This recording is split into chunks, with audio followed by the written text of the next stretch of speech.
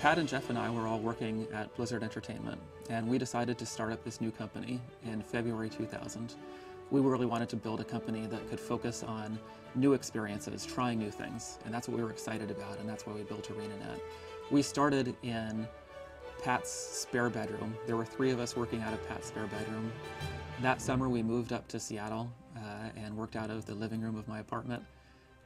There were 7 of us, I think, working out of the living room. It was a hot summer with no air conditioning in a very small enclosed space. But we grew from there. We got our first offices in October of that year and just kept growing. We had just started a new company. We didn't want to just move across the street and have, that kind of revolving door atmosphere with Blizzard. We thought there was a line from the movie Hunt for Red October. When Cortez reached the New World, he burned his ships, and thus his men were well motivated. We thought we should be well motivated too. There are not that many times in your life when you can create something new in a new place. And we thought, let's pick the best environment.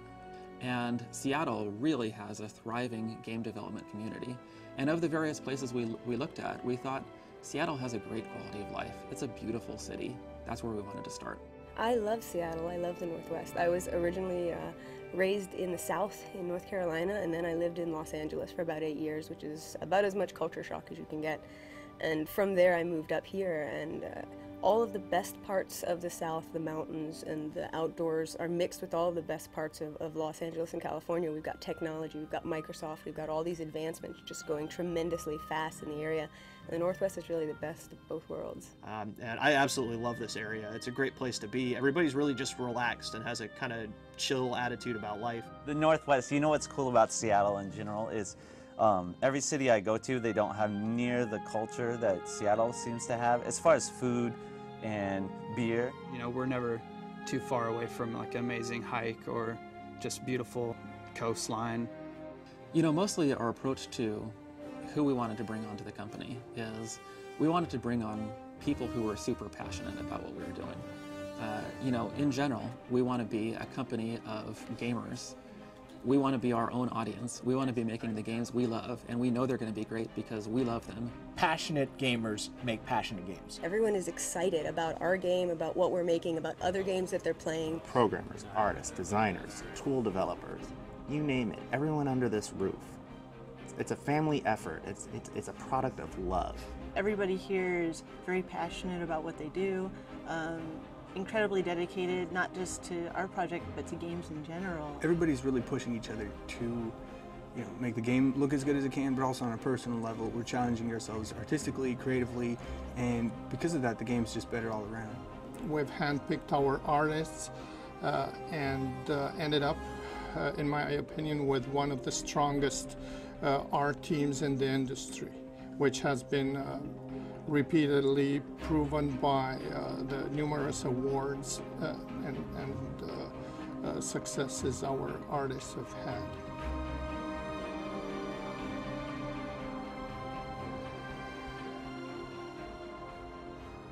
We also built ArenaNet to be a very collaborative environment. They've always been really great about team building and collaboration, cooperation. We now have like 250 people here, and I mean, when I first started, it was about 30 people. I certainly gotten bigger.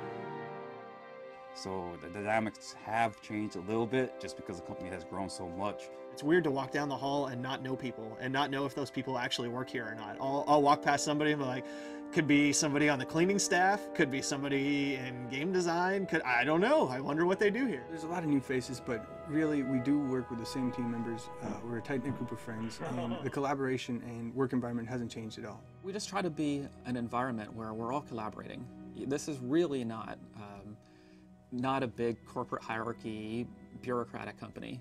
This is a company where we all sit in the same room together, we all work together day after day, and just try to create this collaborative environment. We all work in like pods and group environments, and so we got these groups of like, 8 to 10 people, and sometimes the rooms are bigger. First of all, the founders have sat almost everywhere in the company. 2 of the 3 founders of the company sat at They weren't even desks, they were just tables that were in a hallway. The founders of the company grabbed a table and put it up in the hallway, and they just all sat there. I mean, nobody at ArenaNet has an office even. Like, everybody's in an open space. I've worked at a lot of places, and there's nowhere that I've ever worked where the three founders of the company would sit in the hallway and work. But we tend to sit wherever we can do some good. What makes ArenaNet truly special as far as development culture is the fact that it's a very art-centric environment. ArenaNet works a lot through iteration. Everything that we make, we start at one point, but as it processes through different teams and even goes back to the original teams, the game changes, the skills change, the play of the game, the story, it all takes into account everybody's ideas, which is really the perfect way to do it, because one person can't come up with enough ideas to populate a world. But when we have a whole company of people who are excited about it working together, we can do some pretty phenomenal things. I came on roughly halfway through the development process, and at that point the technology had been developed, but the art was pretty much just placeholder. So we started over and scrapped everything and all the art assets and rebuilt the entire game from scratch. I've always said that we are creatively fearless. We are unafraid to go back and check what we've done, to iterate, to reiterate, to come up with new ideas, and if we come up with a new idea, to implement it without fear of the fact of, yes, we've worked for so long on this other way, just because, you know, it's in place doesn't make it the final piece. We do encourage people to literally put aside time towards experiments that are pretty much predestined to fail. I think that planning and allowing for some failure is key to the creative process. There's a lot of room for personal and creative freedom that ties into the shared vision. The entire company rallies behind the product, and it's really great to see what we're able to accomplish. ArenaNet is a company where I want our employees to reach out to our customers to say, you know, hi, I'm Mike. Hi, I'm Lindsay. Hi, I'm Isaiah. Get to know me as a person. Have a direct interaction with me as a developer. Let me know what you think about our games. We're making these games for you, for our customers. We should know what you think. The feedback is so important, because then we can continue to react and respond to how they feed off of the stuff that we're doing. You know, we're not a video game company, we're a community building company. And we just happen to have one of the coolest ways to build a community, which is through a video game. People in Europe are crazy about the game, especially in Germany. It's like we have a massive following in Germany. So every time we go there for a convention or for some player meetings, it's like we are always greeted with such enthusiasm and love. It's like it's a huge market for us. Europe is as core territory as you can get for us. If you don't have the community, you're not going to be successful. You need to make community a top priority.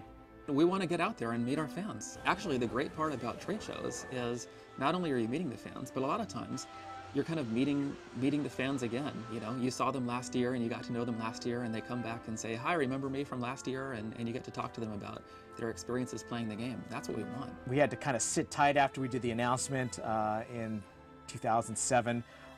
We had that PC Gamer article, and then we just went dark for a couple of years, and so it's been really hard. We wanted to tell people so much. We've seen so much going on with the game. The biggest thing for me is the last couple of weeks where we actually got to pull the covers off and reveal some of the big stuff that we're working on. And fortunately, the MM audience has really taken it to heart, and the reaction's been awesome.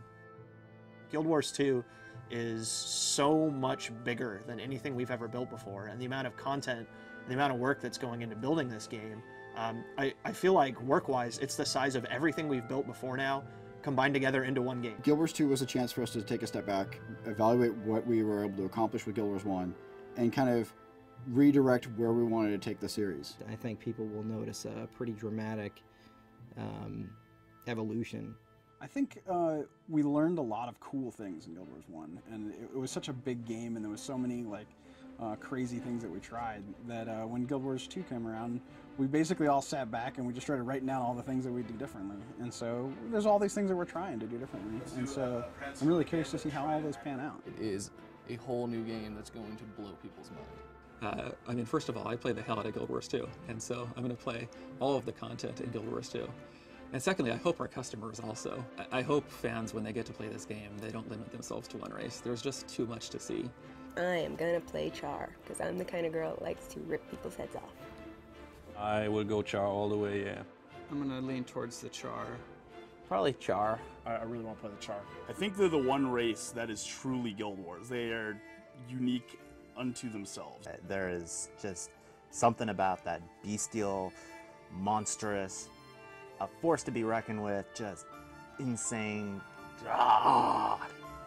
You just can't beat that. I'm gonna play as a Char, because I want to be a badass.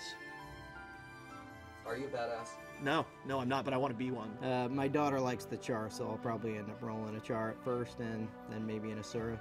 I'm probably gonna play Char first, and then maybe Asura, and if I get around to it, maybe a human.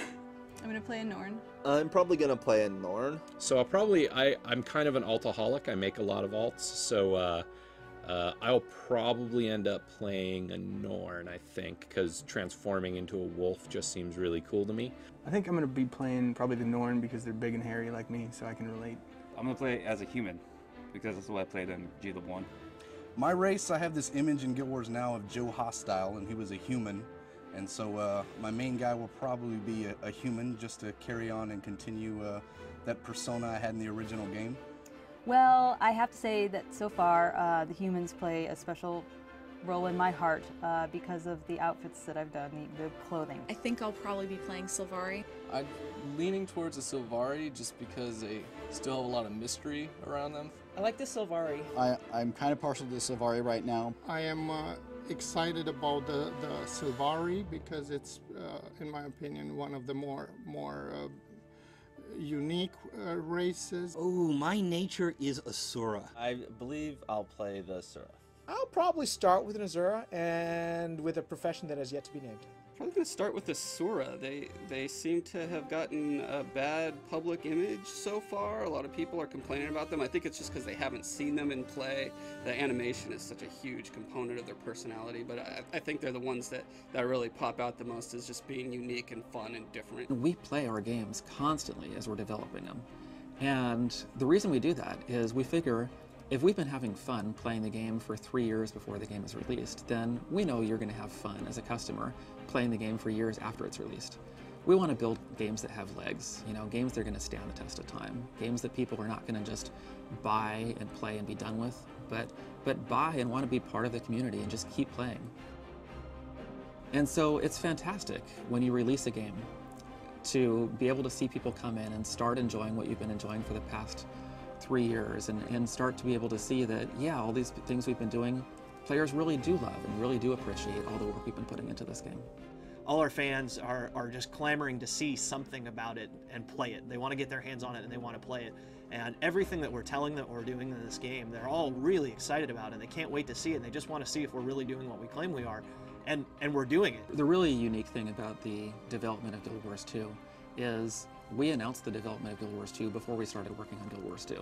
We figured we owed it to our fans to say, we've decided not to keep making campaigns for Guild Wars 1, but to make a new game that is everything that we want Guild Wars to be. So we just told them straight from the beginning, we're gonna have to go away for a while and make this game, and you're not gonna hear a lot from us while we're making this game. And so we worked in silence for 2 years, because we wanted to kind of under-promise and over-deliver and wait till we really had something to show before we showed. And so it's so nice now to be able to just kind of open up the floodgates and say, there is so much to Guild Wars 2, and we've been waiting to tell you, and now we can tell you everything there is in this game.